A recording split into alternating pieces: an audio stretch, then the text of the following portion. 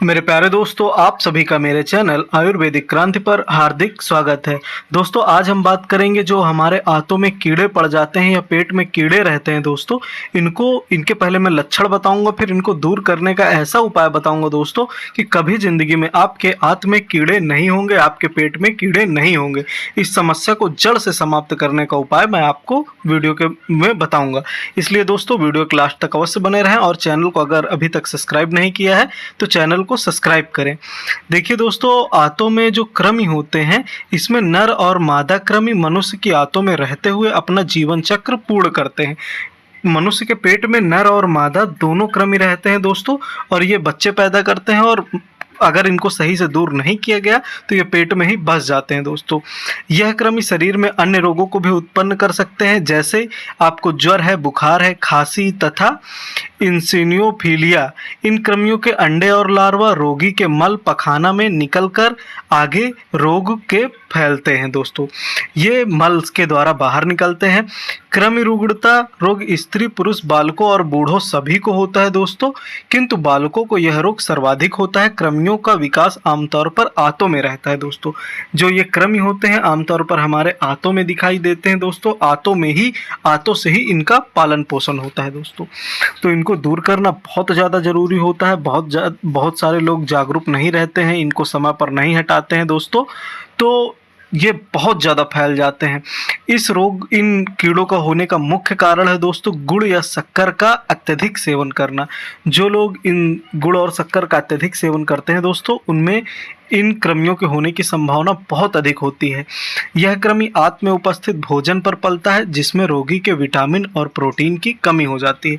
क्योंकि दोस्तों हमारे आंत में ही रहता है और हमारे आंतों के भोजन द्वारा ही पचता है, तो जितना विटामिन रहता है, जितना अच्छा भोजन होता है, यह सब कुछ घटा देता है और हम लोगों को विटामिन मिनरल्स की कमी हो जाती है दोस्तों। बच्चों में अधिक कृमि हो जाने पर उनका विकास रुक जाता है दोस्तों, तथा वे सूखते चले जाते हैं। इसका कारण बच्चों में उपद्रव या कॉम्प्लिकेशंस देखने को मिलते हैं दोस्तों। बच्चों में तो कृमियों को दूर करना बहुत ज़्यादा आवश्यक है दोस्तों। अगर उनको नहीं दूर किया गया तो उनका शारीरिक विकास अवरुद्ध हो जाता है, वो कुपोषण का शिकार हो जाते हैं, उनका पेट फूला हुआ रहता है, वो अपावशोषण का शिकार हो जाते हैं। शरीर में अलग अलग भागों में पहुंचकर गोल कृमि अनेक कॉम्प्लिकेशंस उत्पन्न करते हैं। फेफड़ों में पहुंचकर यह निमोनिया या घुटन उत्पन्न कर सकता है दोस्तों। इसलिए बच्चों में कृमियों को दूर करना बहुत ही ज़्यादा आवश्यक होता है। यकृत में पहुंचकर यह यकृत वधित मतलब लीवर एब्सेस तथा बिलियरी ट्रैक्ट में जाकर एनीमिया उत्पन्न कर सकता है दोस्तों। पेट में पहुंचकर वमन उल्टी पैदा करता है दोस्तों। इसीलिए मैं इस वीडियो में इनको दूर करने का ऐसा तरीका बताऊंगा दोस्तों कि कभी जिंदगी में आप लोगों के पेट में कीड़े नहीं होंगे दोस्तों। एक टीनिया सेनिनेटा नाम का वो होता है बैक्टीरिया, वही हमारे पेट में कीड़ों के लिए बहुत ज़्यादा जिम्मेदार होता है। अगर यह होता है तो शारीरिक भार में हमको कमी महसूस होती है, उधर मतलब पेट में दर्द की समस्या महसूस होती है, भूख में कमी लगेगी, आपको पेट में गड़गड़ाहट होगी। इसका एक विशेष लक्षण है जो पेट में गड़गड़ाहट के रूप में सुनाई देता है। पेट का दर्द रोगी की नाभि के आसपास होता है दोस्तों। अगर नाभि के आसपास आपको दर्द होता है तो आप लोगों को समझ जाना चाहिए कि पेट में कीड़ों की समस्या है और इनको दूर करने का सतत प्रयास करना चाहिए दोस्तों। और आयुर्वेद एक ऐसा माध्यम है दोस्तों कि उससे तुरंत ही पेट के कीड़ों को दूर किया जा सकता है। इसमें रोगी की पाचन क्रिया बिगड़ जाती है, रोगी को झूठी भूख लगती है, खाना नहीं खाता है रोगी को लगेगा भूख लगी हुई है और खाना उसको खाएगा तो खाना खाने का मन नहीं होगा। रोगी को मिट्टी, ईंट, कपड़ा, चूल्हे की पकी मिट्टी आदि खाने की इच्छा होती है। रोगी के चेहरे पर सुस्ती और निराशा के भाव छाए रहते हैं। रोगी की आंतों में मल जमा रहना इस रोग की उत्पत्ति का मुख्य कारण है दोस्तों इस रोग का निवारण बहुत ज़्यादा जरूरी है। अगर यह रोग लंबे समय तक बना रहता है तो हमको रक्ताल्पता हो सकती है और पीलिया रोग का हम लोग शिकार हो सकते हैं दोस्तों।